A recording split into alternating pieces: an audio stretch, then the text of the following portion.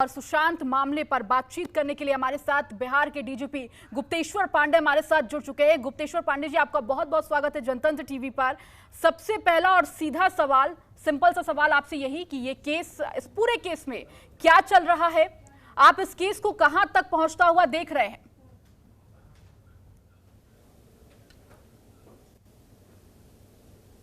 आप फिर से जरा रिपीट जी कीजिए।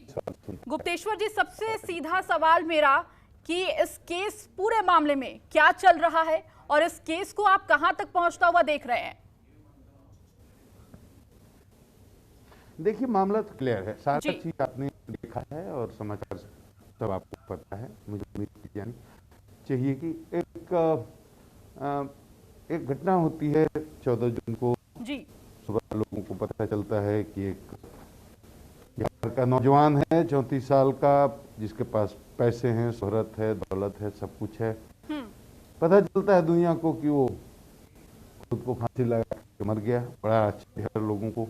देखिए, एक सप्ताह के अंदर मुंबई में 20 जून के बाद का आप देखिएगा, ये न्यूज नहीं रह जाता है। लगता है मुंबई में 20 जून के बाद सब कुछ। मुंबई पुलिस उसको एडीआर करके, यानी अप्राकृतिक मृत्यु का मामला मान करके उसकी जांच करती है।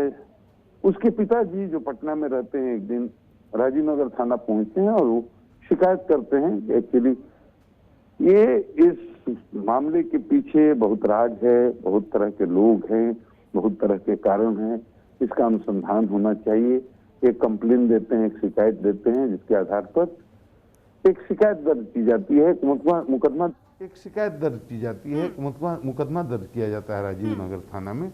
वो मुकदमा दर्ज 25 तारीख को किया जाता है। 27 को यहाँ से टीम निकल जाती है, पटना से मुंबई पहुंचती है और 27 को ही बिहार के 4 अधिकारियों की टीम इस कांड का चार्ज ले लेती है, अनुसंधान शुरू कर देती है। लेकिन वहाँ अब मुंबई पुलिस का सहयोग चाहिए। 28 तारीख से लेकर के रोज परेशान अधिकारियों से मिलने के लिए, बात करने के लिए, क्या क्या अनुसंधान हुआ जानकारी प्राप्त करने के लिए एफएसएल रिपोर्ट दे दो, पीएम रिपोर्ट दे दो, इंक्वेस्ट रिपोर्ट दे दो, सीसीटीवी फुटेज दे दो जी। मुंबई पुलिस बिल्कुल असहयोग आंदोलन शुरू कर देती है। तब एक वरीय पदाधिकारी को भेजा जाता है कि मुंबई पुलिस से मिल करके और थोड़ा सा मामले को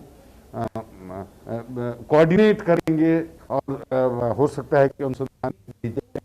लेकिन जब हमारे आईपीएस जाते हैं करके कैदी की तरह और क्वारंटीन कर देते हैं, और उसके बाद दूसरे दिन मुंबई पुलिस अपना प्रेस कॉन्फ्रेंस करके ऐलान करती है कि हम आपको ये काम नहीं करने देंगे जी। हम आपको इन्वेस्टिगेशन नहीं करने देंगे, जांच नहीं करने देंगे, अनुसंधान नहीं करने देंगे और आप यहाँ से वापस जाइए। और उसके बाद हमारे पास कोई रास्ता बचता नहीं है, कोई रास्ता ही ना बचता है। पूरा देश देख रहा है, 130 करोड़ जनता देख रही है, ये हो क्या रहा है, आज तक ऐसा हुआ नहीं था।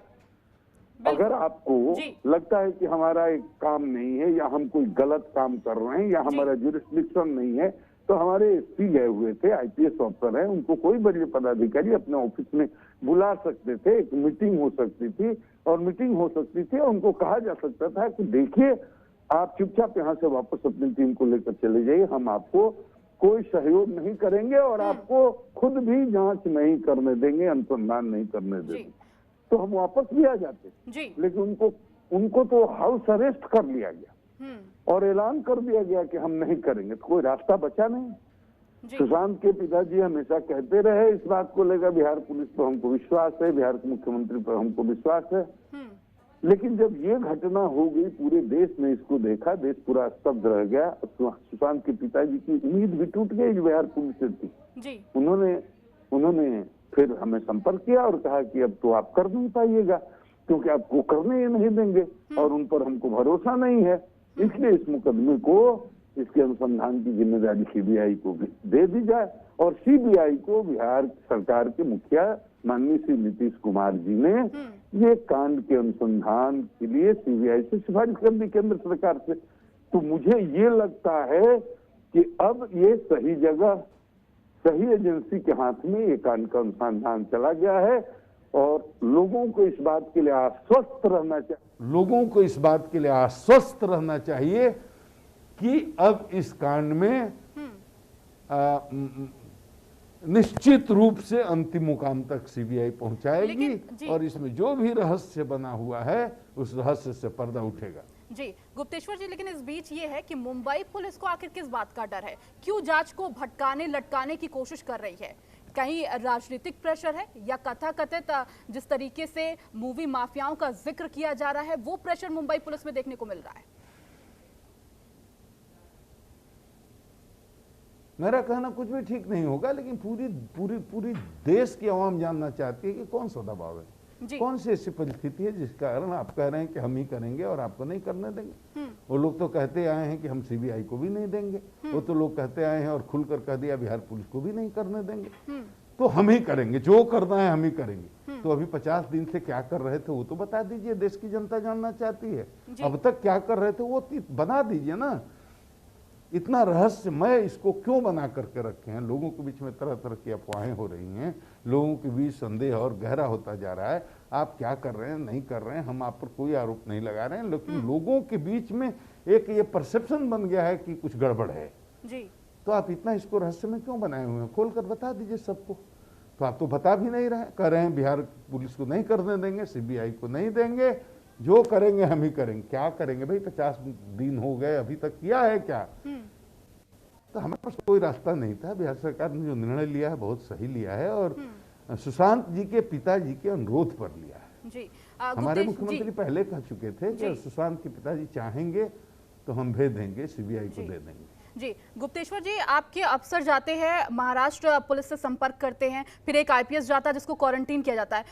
जहां तक मैं समझ सकती हूँ, पुलिस अगर कहीं एक स्टेट से दूसरे स्टेट जाती है तो एक पत्राचार होता है, इन्फॉर्म किया जाता है कि हमारे स्टेट की पुलिस इस स्टेट में जा रही है।